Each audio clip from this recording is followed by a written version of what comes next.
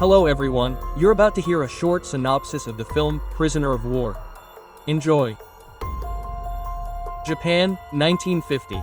Former RAF pilot James Wright entered Dazo and approached Sensei. The man knew his father. He had met him in a prisoner of war camp. The Japanese didn't like this foreigner, so he ordered his students to attack Wright.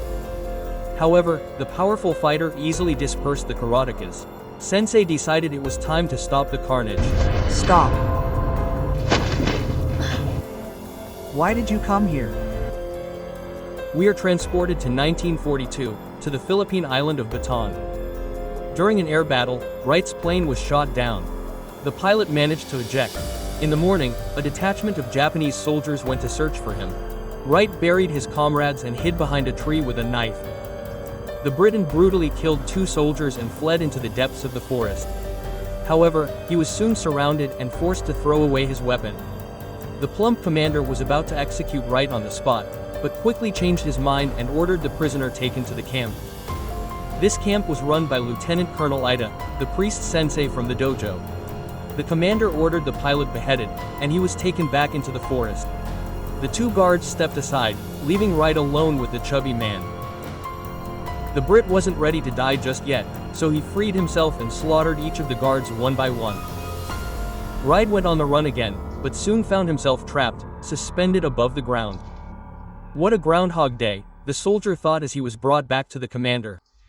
This time, the prisoner was much more intriguing, having single-handedly slaughtered the entire squad. The Brit wouldn't die so easily now. Master, I'll kill him. No, tomorrow he will fight. The camp will see his shame, and he will die.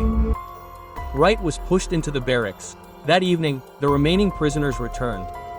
He'll be staying with a bearded man, a Greek, and an American named Villanueva. The new guy was told that the weakest of them was sending them to another camp 60 miles away. He'd rather die than go on this death march. The morning began with battle cries, and he's a karate fanatic, so he makes his soldiers swing their arms and legs every day. After training, Wright was forced to kneel. He was ready to lose his head, but instead, the big guy's arms were freed. More than killing gaijin, Ida enjoys fighting for survival.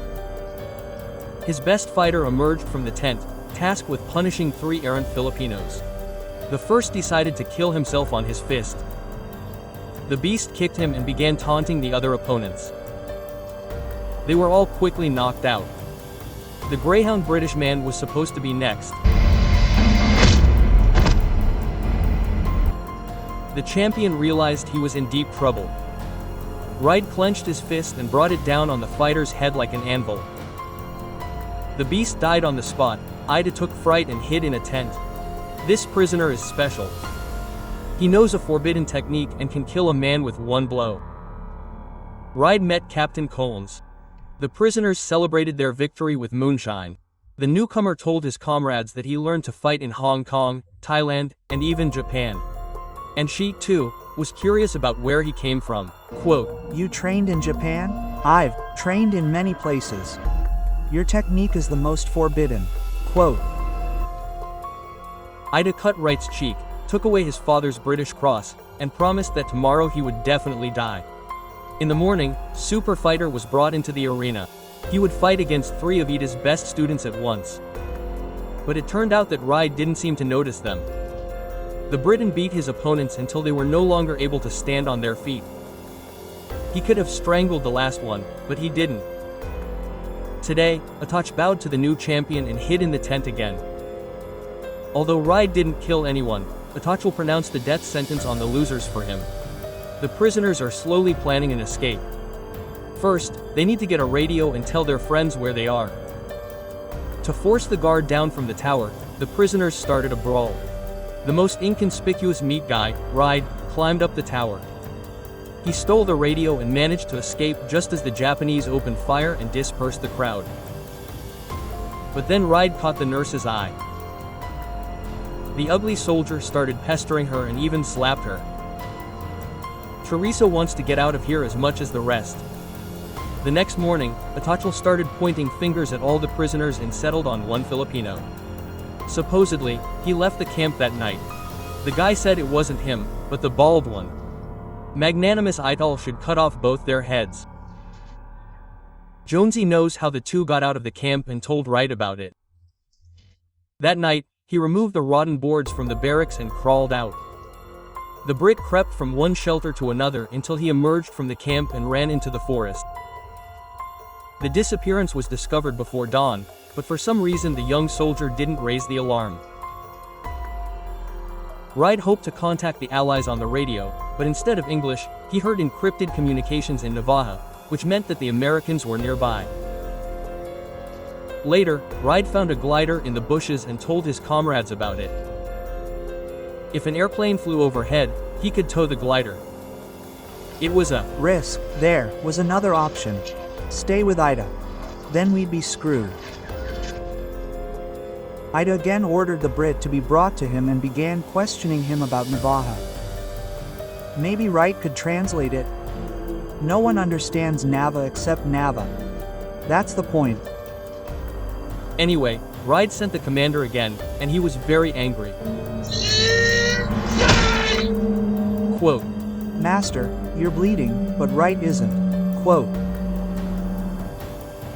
Ital punished the Briton for his impudence and ordered him to be beaten with sticks. Quote, bite, it'll make it easier. Quote. They surrounded the POW from all sides and began pounding his body with all their might. Each ring of the bell was accompanied by more blows with the sticks. When the prisoner of war fell to his knees, his hands were untied, but the execution didn't end there. Once he even got hit in the face. Wright certainly wouldn't tolerate that. He began to defend himself and jump around the arena as if nothing had happened. The Briton had defeated all his executioners and even now refused to kill them. Captain Enda knocked out the horsemen, and Italo became so arrogant that he personally executed half a dozen prisoners. Wright woke up 2 days later in a hospital tent. Usually, only wounded Japanese are sent here, but Ida ordered that the Briton be patched up as well. The next time Wright woke up, he heard gunshots. Ida reported that a public execution was taking place outside. Today you rest, but what about tomorrow? Tomorrow I die. Yes, I know. Quote. Wright declared that he would rather have all his fighters gone than lose. Suddenly, a series of explosions rang out. The Americans would arrive soon. However, if that happened, it would be like committing suicide. All his soldiers, and, of course, the prisoners, would be sent to the next world. That night, Wright went into the jungle not alone, but with Gabriel. However, he caught the eye of one of the guards. Wright knocked him out. Gabriel slit his throat. But they spared the young soldier. He was the only one who treated them well. The young man raised the alarm only after the prisoners returned to the barracks. Captain Collins was blamed for yesterday's attack on the guard. I know he wasn't alone. It was me. Wright claimed he was walking around the camp yesterday. But the captain was caught red-handed. An exhausted prisoner was dumped next to Wright. Ida demanded to demonstrate a forbidden move on him, kill the poor guy with one blow. The man refused, and so the Filipino was simply shot. Today, Collins will have to fight for his life. This brute has his own fighting style. He attacks his opponents just as well as Wright. He even rips out the throat of one of them. Given Collins's obvious advantage, the fight was stopped. All the prisoners were herded back into the barracks. That evening, Wright challenged Ida to a one-on-one fight, and the Japanese agreed. Quote, Hold him. Your training hasn't met my expectations. Quote. That's how Ida won and ordered the Briton taken away. Wright suggested his comrades escape today. True, they'll only have one chance to send a message. As soon as we send it, they'll know we have the radio and our location. Another night, another foray into the jungle. Together with Gabriel, they reported the glider to the Americans. Bright light, bright light. An eagle in the jungle without an engine. When the two returned to the barracks, all the bunks were empty. At that very moment, the Japanese burst in and knocked out the escapees. When they came to, the camp was already under heavy Allied bombardment. Teresa freed the prisoners. Now they needed to get the radio again and get the people out. The captured Filipinos also tried to escape, but the Japanese killed them all. Teresa and her friend pretended to be wounded and asked a soldier for help. When he ran up, the girls brutally stabbed him to death. The escapees climbed the tower. Meanwhile, the Japanese executed one group of POWs after another. While Gabriel was calling for help, Wright opened fire on the POWs. The prisoners took advantage of the confusion and scattered. Boruto went berserk and began slaughtering the Japanese one by one. Captain Enda dealt Gabriel a hearty beating and was about to cut him down, but Captain Collins came to his rescue. Enda tackled the boar as well, but he wasn't heavy enough to break his arm. Collins simply threw the karateka back and then began beating him with one hand. Alas, reinforcements arrived, and Collins was shot. Wright realized someone was missing from this celebration of life and ran into Ida's tent. The samurai challenged the Briton to a sword fight, but when the enemy was left without swords, Ida went for his pistol. However, Wright threw it out into the street and was about to beat the lieutenant colonel to death, but Gabriel distracted him. The two of them were about to escape into the jungle when Enda opened fire on them. But the commander forbade him to kill the Briton. The surviving prisoners signaled the pilot and pulled the rope attached to the glider. The escapees settled into their seats, awaiting rescue. But then soldiers began to surround them from all sides, and the fighter pilot mowed them all down. Among the dead was the young Japanese. Now no one would stop him from retrieving the glider. The American pilot had handled the task superbly. And those who didn't manage to escape set off on a death march. Where is he? My father died last year, Mr. Wright. Sensei asked me to show him that same forbidden move and challenge the Briton to a fight. Wright didn't refuse and kicked the Japanese like a son. The hapless fighter insisted that his opponent finish him off with one punch, but Wright stopped his fist 5 centimeters from his face. Before saying goodbye, the Japanese returned Wright's British cross to his father. My father said that one day the white man would come for this.